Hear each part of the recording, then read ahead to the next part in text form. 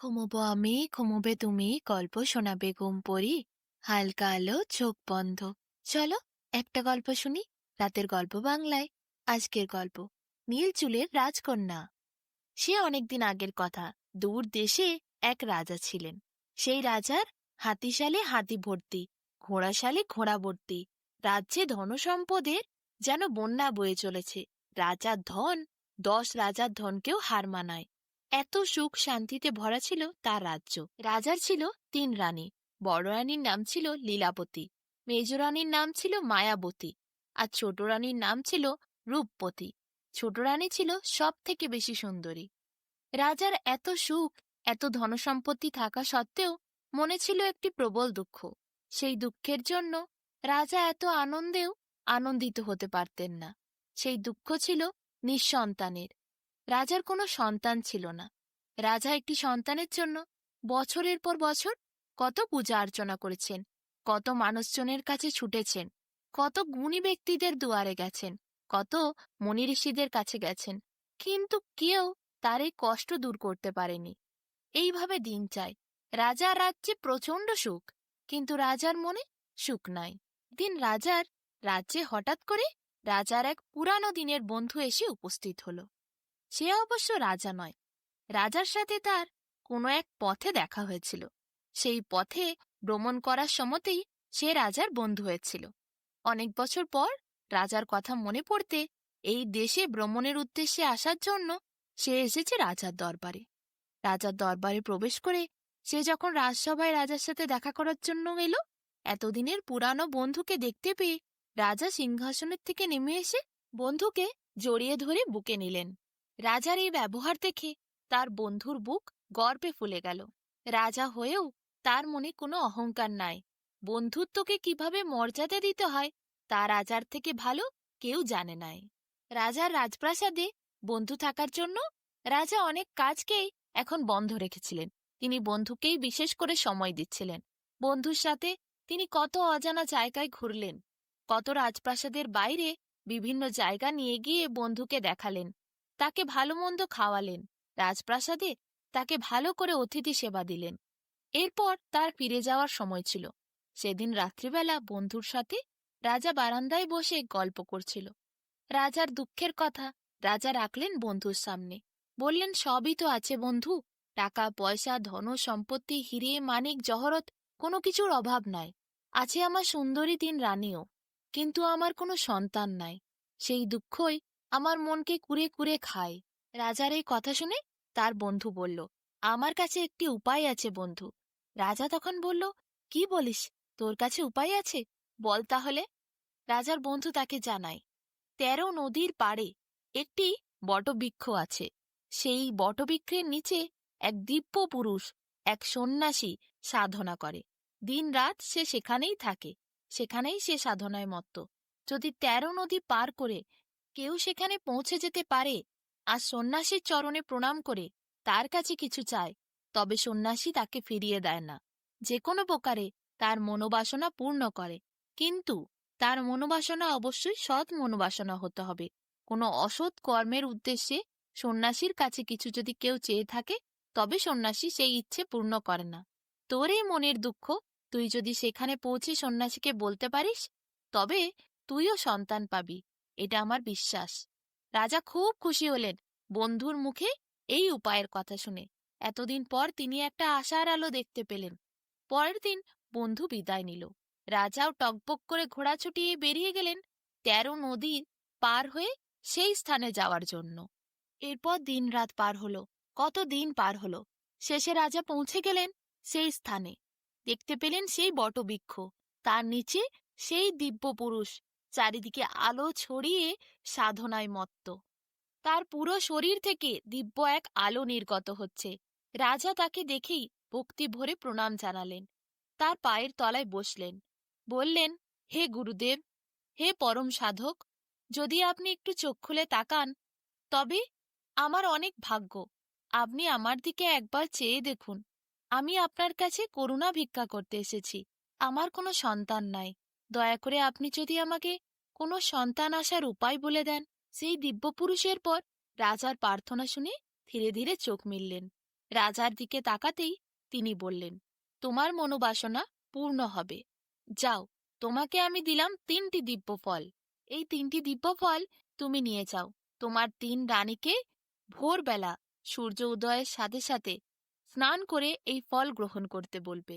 তবে হ্যাঁ, এই ফল যেন হাতে দেওয়ার সময় কোনোভাবেই মাটিতে না পড়ে, কোনোভাবে ফলে যেন কাটাছেঁড়া দাগ না লাগে, ফল যেন আঘাত না পায়। তোমার 3টি সুন্দরী গুণবতী রাজকন্যার জন্ম হবে। যাও বৎস, তুমি এসো। রাজা এরপর ভীষণ খুশি হন। সেই ফল নিয়ে সেখান থেকে রওনা দেন। এরপর বেশ কয়েকদিন কেটে যায়। শেষে রাজা ফিরে আসেন তার রাজদরবারে। রানীদেরকে ডেকে সব কথা বলেন। পরের দিন সূর্য উদয়ের সময় রানীরা ফলগুলি হাতে করে নিয়ে খেতে যায়। এমন সময় বড় রানী লীলাবতী ফলটি ভালো করে খেয়ে নেয়। কিন্তু মেজ রানী আর ছোট রানী দুজনে যখন ফল খেতে যায়, দুজনের ফলটি একবার হাতের থেকে মাটিতে পড়ে যায়। ফলটিতে সামান্য আঘাত লাগে। এরপরে ফলটি তারা মুছে কুড়িয়ে খেয়ে নেয়। ফলটি যে মেঝেতে পড়েছিল এই কথা কিন্তু কেউই আর রাজাকে জানায় না। এরপর 3 রানী মাস পার হওয়ার সাথে সাথে গর্ভবতী হয়।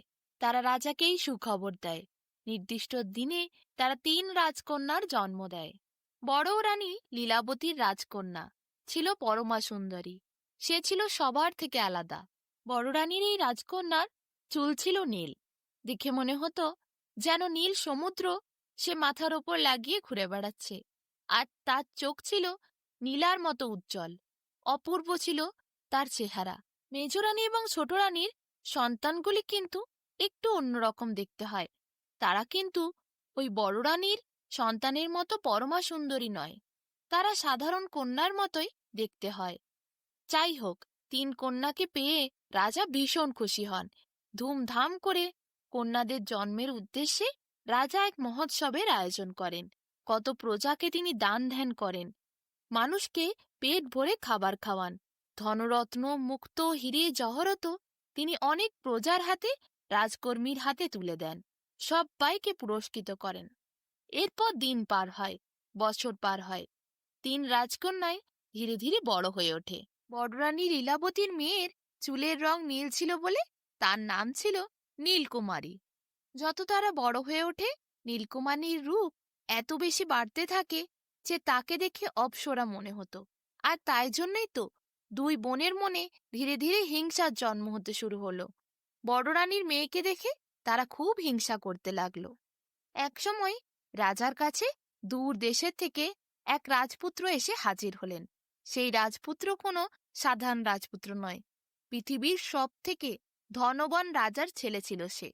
রাজা তাকে দেশে পেয়ে খুব আনন্দিত হয় এবং ভালো করে আতিথেয়তা দেয়। 3 রানী মনে মনে ভাবছিল, এই রাজকুমার যদি তাদের বাড়ির জামাই হয়, কোনো মেয়ের সাথে যদি তার বিয়ে হয়, তাদের বাড়ির জামাই হয়ে গেলে পৃথিবীর সব থেকে বড় রাজার বাড়িতে রাজ করবে তাদের বাড়ির মেয়ে। তাই 3টি মেয়েকেই ভালো করে সেজে গুজে 3 মা থাকতে বলে। বড় রানীর মেয়ে অত্যন্ত সুন্দরী ছিল। তাই 2 বোন ভাবতে থাকে, ওই মেয়েকে যদি রাজকুমার একবার দেখতে পায় তাহলে আমাদের পছন্দ না করে ওই মেয়েকেই পছন্দ করবে।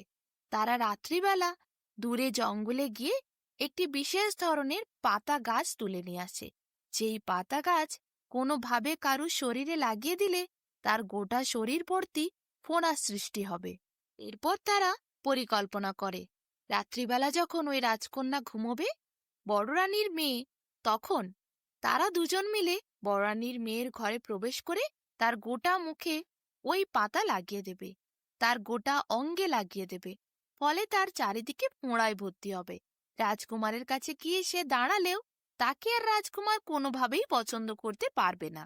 এদিকে সেই রাজকুমার পৃথিবীর সব থেকে ধনী রাজ্যের রাজার ছেলে। সে সে এসেছিল এই রাজার দেশে একটি বিশেষ উদ্দেশ্যে, এক পণ্ডিত ব্যক্তির সাথে দেখা করতে। তাই জন্যই এই রাজার রাজপ্রাসাদে তার থাকা। রাজপ্রাসাদ ঘুরে সে কোনোদিন দেখার সুযোগ পায়নি, আর কয়েকদিন পরই সে চলে যাবে। তাই সে একবার নিচে ঠিক করল, গোটা রাজপ্রাসাদটা সে এই রাত্রে ঘুরে দেখবে। তখন অনেক রাত ছিল। গোটা রাজপ্রাসাদে সেই রাজপুত্র পায়ে হেঁটে হেঁটে পায়চারি করছিল আর ঘুরে দেখছিল। এমন সময় সে দেখতে পায় একটি ঘরের মধ্যে চুপি চুপি দুইটি মেয়ে, মুখে তাদের কালো কাপড় বাঁধা, তারা ধীরে ধীরে একটি কক্ষের মধ্যে প্রবেশ করছে। রাজকুমার ছিল অসীম সাহসী এবং নির্ভীক। সে কোনো কিছু ভাবনা চিন্তা না করে ওই মেয়ে দুটিকে দেখতে থাকে এবং সেই কক্ষের কাছে পৌঁছে যায়। তার দেখেই সন্দেহ হয়, এদের মুখ কেন ঢাকা, কেন এরা নিজের পরিচয় দিতে চায় না, কালো কাপড় দিয়ে কেন এরা মুখে আবরণ সৃষ্টি করেছে, কেন তারা ওই কক্ষের মধ্যে এত চুপি চুপি ভাবে প্রবেশ করছে, এর রহস্য কি? তাই দেখতে দেখতে কৌতূহলে রাজকুমার সেই কক্ষের কাছে প্রবেশ করে। দেখে এরপর একটি বাটি করে একটি লেপ তৈরি করে এনে বিছানার উপর শুয়ে থাকা এক অপূর্ব সুন্দরী কন্যার মুখের দিকে তারা দিতে যাচ্ছে। রাজকুমার ছুটে গিয়ে সেই মেয়েদের হাত ধরে নেয়। যে মেয়েটি বাটি নিয়ে দাঁড়িয়েছিল তার বাটি সে উল্টে ফেলে দেয় এবং অন্য মেয়েটির হাত ধরে বলে, কে তুমি? এখানে কেন প্রবেশ করেছ? তখন বড় রানীর মেয়ে উঠে যায় ঘুম থেকে। সে তাকিয়ে দেখে দুইটি মেয়ে হাতে একটি বাটি নিয়ে আরেকজন হাতে লেপ নিয়ে তার সামনে দাঁড়িয়ে আছে। এদিকে রাজকুমার রাজকুমার তার কক্ষে প্রবেশ করেছে। চিৎকার চেঁচামেচি শুনে রাজা এবং আশেপাশে দারোয়ানরা, প্রহরীরা সবাই ছুটে আসে। সবাই এসে দেখে দুইটি মেয়ে সেখানে বড় রাজকুমারীর ঘরে প্রবেশ করেছে। কিন্তু এরা কারা? তাদের মুখে কালো কাপড় বাঁধা আছে। রাজকুমারের পর মুখের কালো কাপড়গুলি দুইটি মেয়ের খুলে দেয়। সকলের সামনে তাদের মুখ উন্মুক্ত হয়। সকলে তো দেখে অবাক হয়ে যায়, এরা তো আর কেউ নয়, রাজারই অন্য দুই কন্যা, রাজকন্যারই দুই বোন। তারা হাউ হাউ করে কেঁদে ফেলে আর সব ঘটনা খুলে বলে। কেন তারা এই কাজ করছিল? তারা বড় রানীর মেয়েকে খুব হিংসে করত, তাই জন্যেই তাদের এই কাজ। এরপর তারা হাউমাউ করে কাঁদতে কাঁদতে ঘরের মধ্যে ছুটে চলে যায়। আর কেউ কোনো কথা বলে না। বড় রানীর মেয়ে রাজকুমারী, সে তার পিতাকে বলে, বাবা, ওরা তো আমার ছোট বোন, ভুল করেছে, ওদের ক্ষমা করে দাও। এত দয়া আর মায়া করুণা দেখে রাজকুমারের খুব পছন্দ হয় বড় রাজকন্যাকে, মানে বড় রানীর মেয়েকে। সে তো দেখতে অপূর্ব সুন্দরী, কিন্তু শুধু সুন্দরী হলেই হয় না, মন বড় হওয়া চাই। ক্ষমা করে দিতে হয় ছোটদের, অপরের প্রতি দয়া মায়া করুণা রাখতে হয়। সেই গুণ দেখে রাজকুমারের মন মুগ্ধ হয়। রাজকুমার পরের দিন সকালবেলা রাজাকে বলে, আপনার মেয়ের হাত আমার হাতে আপনি যদি দেন, আমার খুবই সৌভাগ্য হবে। আমি এরকমই একজন মেয়েকে আমার বাড়ির বউ করতে চেয়েছিলাম, যার মধ্যে শুধুমাত্র রূপ থাকবে না, গুণ থাকবে, দয়া মায়া করুণা থাকবে, ভালোবাসা থাকবে। আপনার মেয়ের মধ্যে যতটা রূপ আছে ততটা গুণ আছে। সে প্রকৃত মানুষ, তাই আমি তাকেই আমার জীবনসাথী করতে চাই। রাজপুত্রের মুখে এই কথা শুনে রাজা তো ভীষণ খুশি হয়। এরপর রাজপুত্র তার বাবাকে ডেকে পাঠায়। পৃথিবীর সব থেকে ধনী রাজা এসে উপস্থিত হয় রাজকুমারীর বাবার দরবারে। দুই রাজা মিলে ভীষণ ধুমধাম করে এরপর বড় রাজকুমারীর সাথে বিয়ে দেয় রাজকুমারের। দেখতে দেখতে বড় রাজকুমারী পৃথিবীর সব থেকে ধনী রাজার ঘরের বউ হয়ে যায়। রাজকুমারের সাথে সে সুখে শান্তিতে এরপর জীবন কাটাতে থাকে।